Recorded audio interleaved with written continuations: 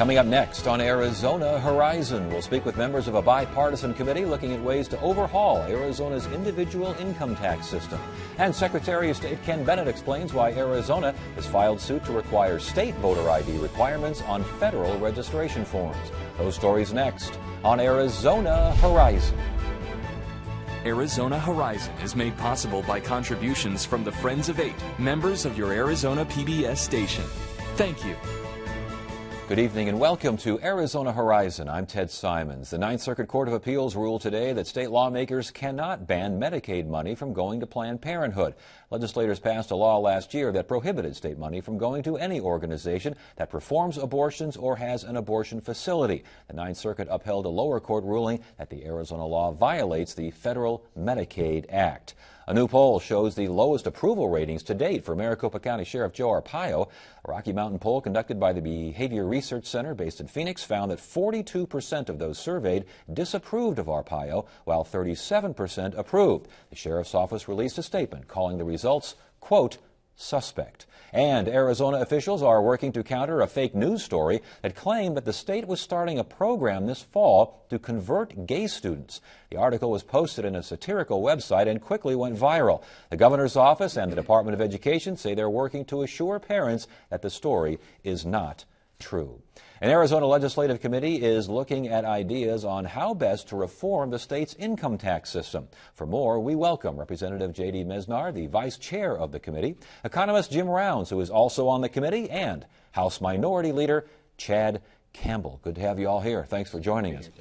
J.D., I'll start with you. What exactly is this panel charged to do? Yeah, the goal of the task force is really to look at ways where we can simplify our personal income tax system. It's really part of what's been a comprehensive approach to how we can spur economic development in this state, create a healthy economy. And it's really the last piece. Over the last few years, we've looked at corporate income tax, property tax, capital gains tax.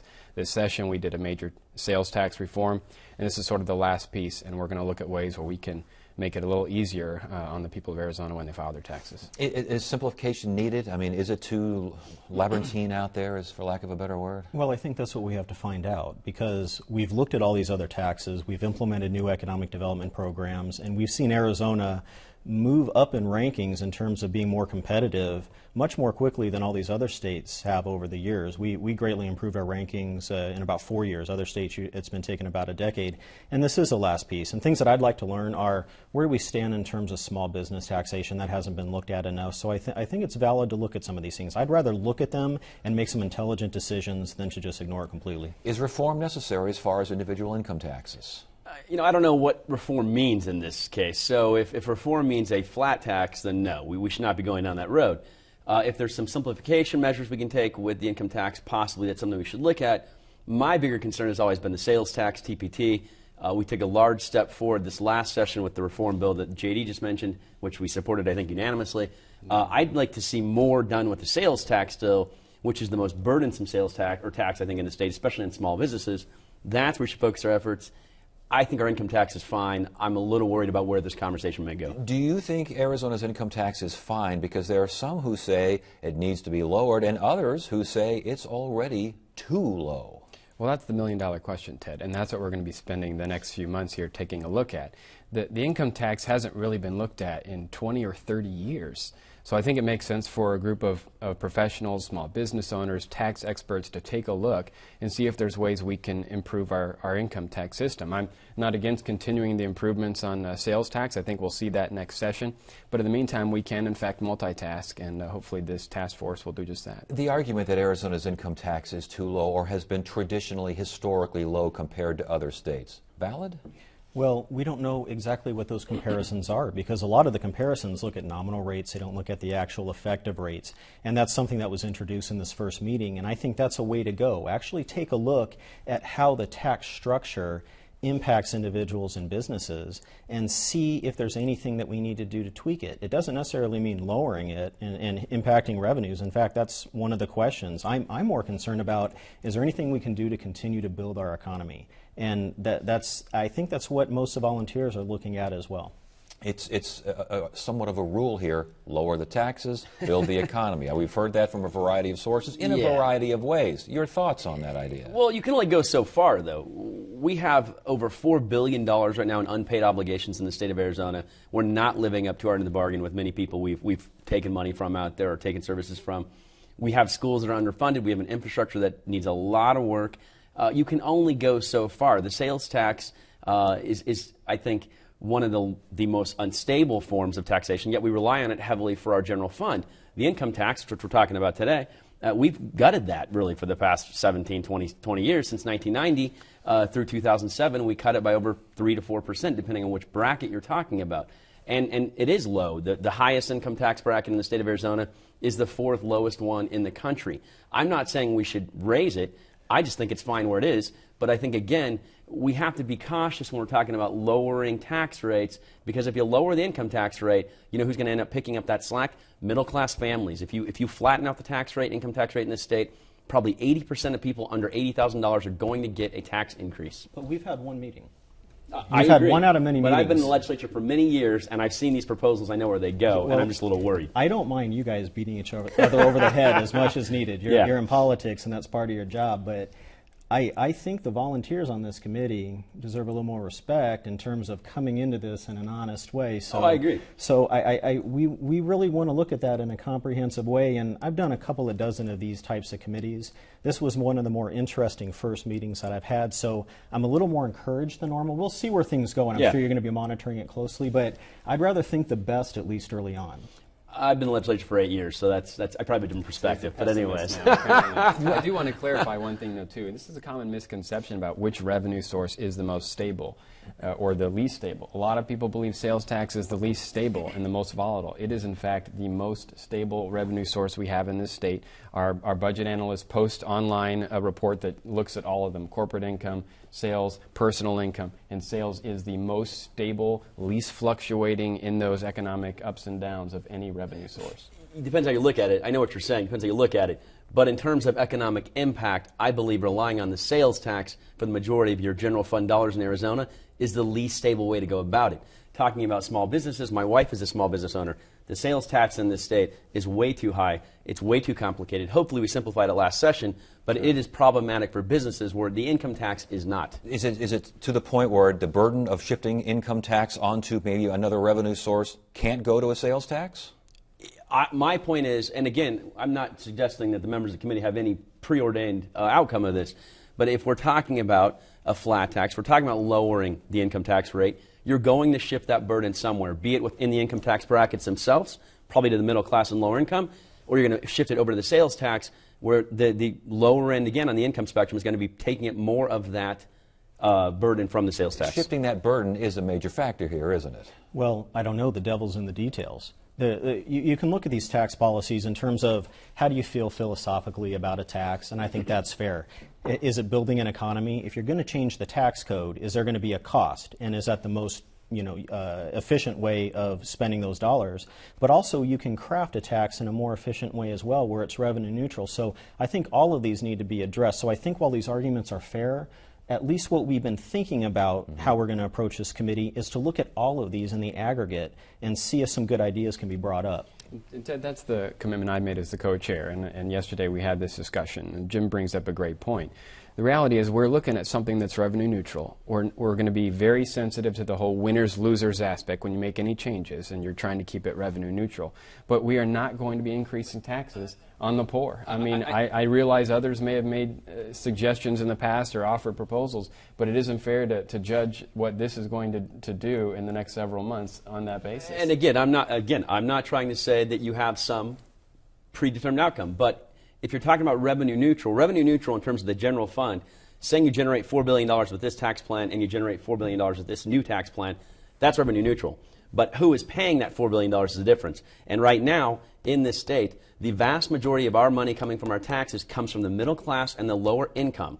And shifting any type of burden onto them further is going to only hurt them more. The richest families in Arizona pay the least amount of taxes almost out of any state in the country. And so if we're going to talk about revenue neutral, you're going to shift that burden somewhere. And my guess, being at the legislature for 8 years, is you're not going to shift it to higher income. You're going to continue to shift that burden to lower income and middle income families. So when you talk about simplifying the individual income tax system here, are you talking about simplifying for everyone, simplifying for some at the expense of others, some more than others, or all of the above? What? Well, I mean, at this point, we're just getting started. Yeah. But I will just tell you my vision. We have umpteen deductions and subtractions and exemptions and tax credits, and you have several different tax rates. We're going to be looking at all of those things and how we can craft a simple tax structure for the people and small businesses of Arizona in a revenue neutral way, being sensitive to those at the lower end of the socioeconomic spectrum. And I think we can actually make some progress. I think the criticism up front is a little bit unwarranted. Certainly we can make sure we're going to be on the same page of protecting those we need to protect, but let's give this a shot and see if we can do some good. I know that whenever a flat tax, that's been referred to a couple of times here at the table tonight, whenever a flat tax is mentioned, the idea of losing deductions, especially that mortgage interest deduction, almost is like just a brick wall that stops everything. That's right. With that in mind, is a flat tax or a slightly bumpy tax, is it even viable? A flat tax that is purely flat in the way that you described, no way. Not going to happen. But if you're looking at ways we can simplify it, where you probably do keep the mortgage interest deduction in place and some other deductions like for charity or others, yeah, it's not a pure flat tax. That's why we're really not talking about a flat tax, and everyone who tries to label it that, it's really not fair. A single rate system, we're collapsing the rates a little bit, I think we'll take a look at doing that. We're not going to end up with a flat tax. Yeah, we don't have to think about this binary, where it goes to a pure flat tax definition or we keep the current system. There's probably something in place. And since we're talking resumes, I've been an economist for 17 years, and I'm thinking that the people on the committee have a lot of experience as well based on what I know. We'd like to look at this from an economist perspective, and I know that politics is always at play there, and I completely appreciate your comments, but the volunteers on the committee are driving this. It's not the few policymakers that are on the committee. The volunteers are the ones that are going to be coming up with the different ideas and bringing the decisions to debate. What are the important factors for the volunteers on the committee? What are they looking for? What do they want to see done? Well, we heard some talk about how they would like to see some form of a flat tax at some point. We've seen some that would like to look at how it might impact small business and help build the economy. And we've heard some discussion about how maybe we might have a currently competitive system like you mentioned earlier.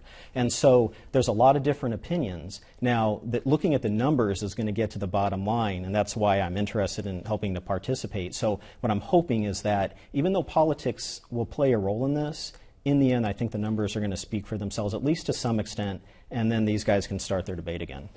And here's my concern with this, though. When you talk about all the factors here, you're talking about simplification, you're talking about collapsing the tax brackets, flat tax, helping out small businesses, which is something I'm fully supportive of, always have been. Most of these things, out of those things I just named, are already taking place with our current sales or income tax. Our income tax is already pretty conducive to all of those things. So the only big thing left is flat tax. And that's where this conversation always comes back from the conservative right, is the flat tax. Is it a flat tax or, as mentioned here, a flatter tax? But either way, if you're flattening out the income tax in this state, you're going to shift the burden to people making $80,000 and less. There is no way around that. They are the ones who pay the majority of the income tax right now, and if you're going to shift that burden, it's going to shift to them because the wealthiest are going to get the largest tax break. If you collapse that tax bracket structure as it is now, or flatten it out, it is going to shift to middle to lower income families. That makes a huge assumption that you don't give an exemption or some starting point. If you had a $20,000 starting point before you... But then simplification, why make something more complicated if it's already working? That's my point. If you've collapsed it to 2 and the starting point is $20,000, that's immensely But we don't have a broken system. This is why you need economists. Let the economists come in, analyze things properly, lay it out, and then let a more thorough debate The problem ensue. is politicians always get in the way, though. That's their problem. Well, I won't disagree disagree with that. Well, fortunately, we have more non-politicians on this committee. It's a bipartisan committee. It's got two different small interest groups on there, real small quickly, business groups on there. The internet, the collection of internet taxes and sales taxes and such, how does that play into all this in terms of changing the entire dynamic? Sure, that's a great question. It's been brought up a lot that what Congress does as far as the internet sales tax could come into play here. And maybe it does. It could come into play later on, assuming they even do this, that you can utilize a new tax source to weather out the winners and losers problem.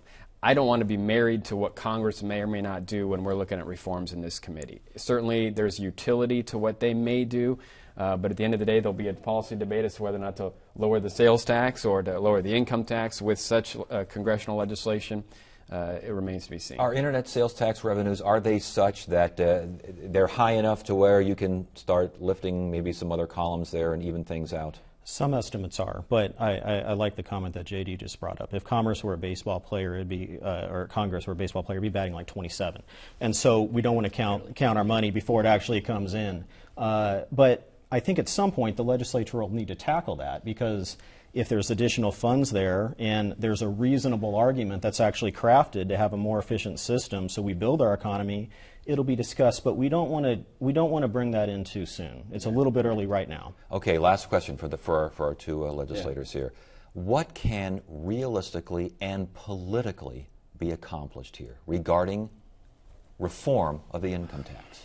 I think that it's going to be a tough one politically. I think that we had a flat tax proposal 2 years ago, and when the numbers came out from JLBC, even the most conservative person down there ran away from that. Because again, like I said, you were going to raise taxes on about 80% of Arizonans. I applaud the efforts of JD. I applaud the efforts of volunteers even more so. I think politically it's going to be very tough, though. You know, I want to go back to, I think we should focus our efforts on the sales tax. We should continue to figure out how to lower that sales tax, flatten out that sales tax, and make it more competitive for businesses in the state, especially locally owned and small ones. That's where we should focus most of our energy. I'm looking forward to seeing what comes out of this, but I'm not optimistic. Okay, Co-Chair, what can realistically be done here? I think that realistically we can do a whole lot, or at least begin the dialogue over several years where we accomplish a whole lot. Call me the optimist, Mr. Campbell. You've been there as long as I have been. There you go. But I think that working together bipartisanly in a broad way, bringing in the tax experts, the small business experts, and those the economists, I think we can give it our best shot. Might do some small things, might do some big things, but I'm hoping for some big things. All right. Sounds good. Sounds encouraging. Gentlemen, good to have you here. Thanks for joining us. Thank you, Ted.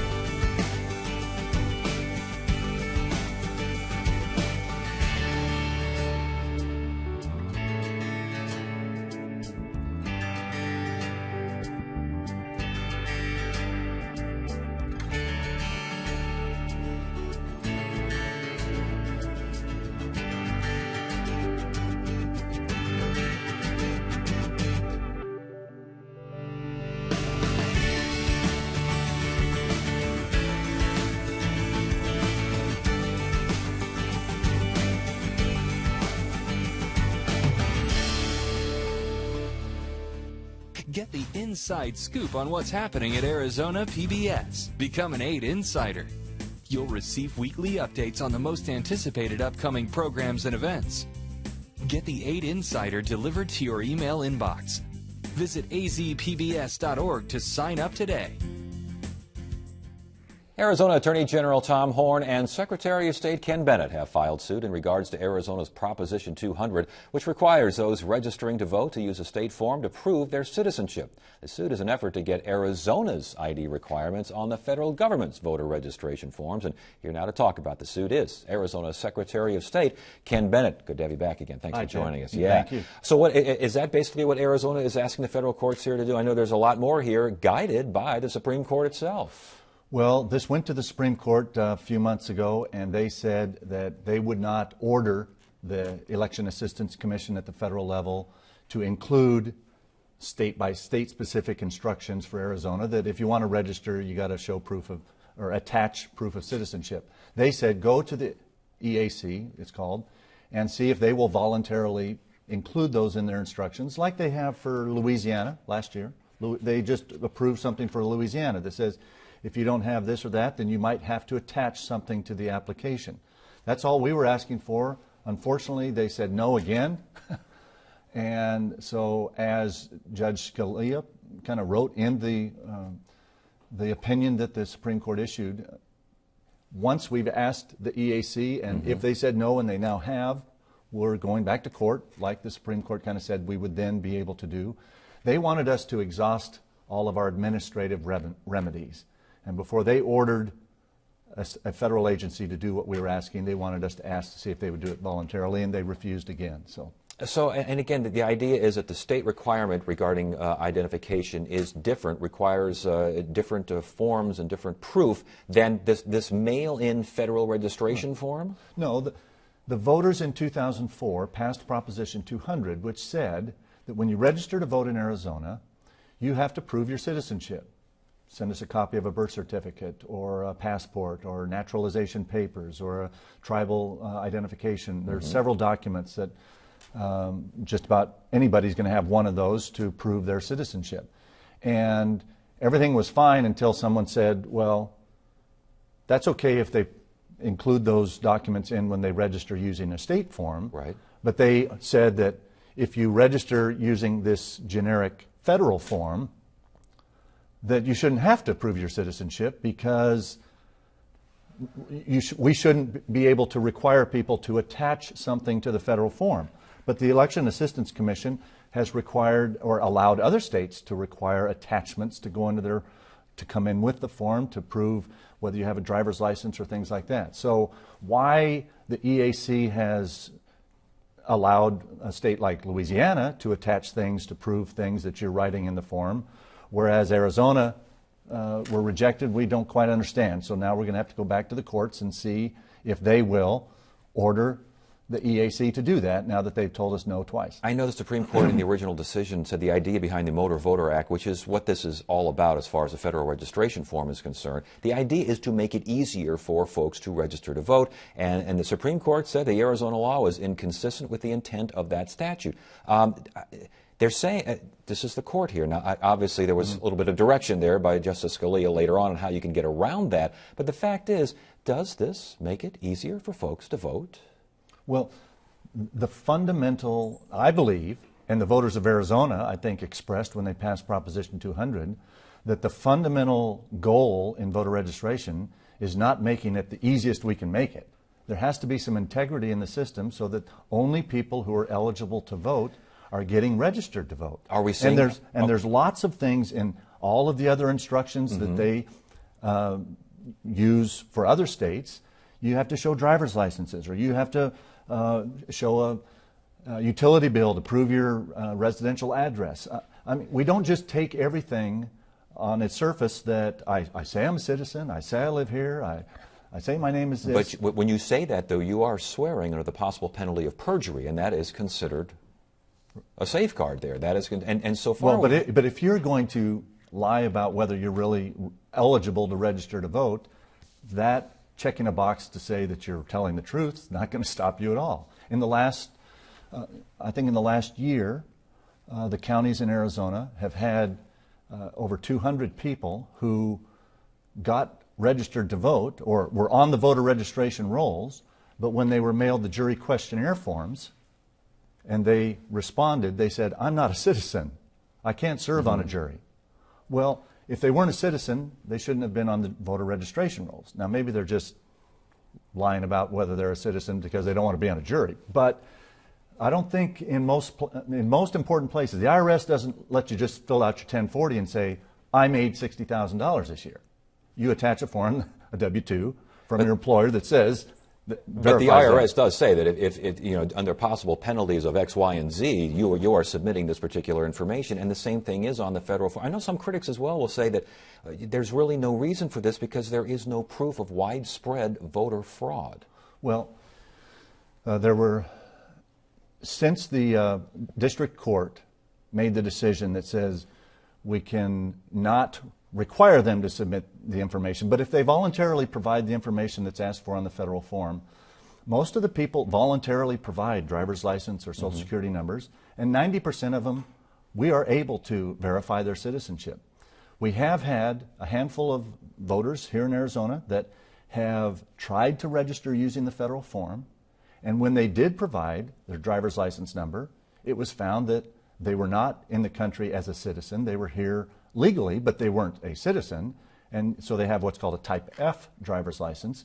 When we checked their driver's license number that they provided on the federal form, they're not a citizen, so we shouldn't allow them to register to vote. I think the integrity of our voting system starts with who is eligible to register to vote. And all we're asking for is to do what the voters of Arizona told us they wanted to be done, and that is to verify citizenship when someone registers. Very quickly, timetable for the court case. What's next and when? Well, it was filed in Kansas is in the same situation we are, and maybe in a few months we'll have a decision from the district court. Depends on who wins as to whether that gets appealed up to the Supreme Court, but it may be several months. Maybe we'll have a decision from the district court level. All right. Good to have you here. Thanks, Ted. Good. Friday on Arizona Horizon, it's the Journalists Roundtable. We'll talk about federal immigration raids at a local chain of car washes, and we'll discuss Arizona's suit over voter registration requirements. That's on the Journalists Roundtable. That is it for now. I'm Ted Simons. Thank you so much for joining us. You have a great evening.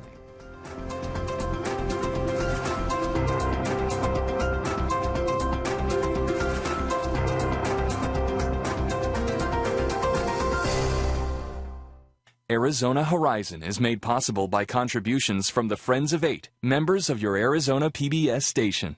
Thank you.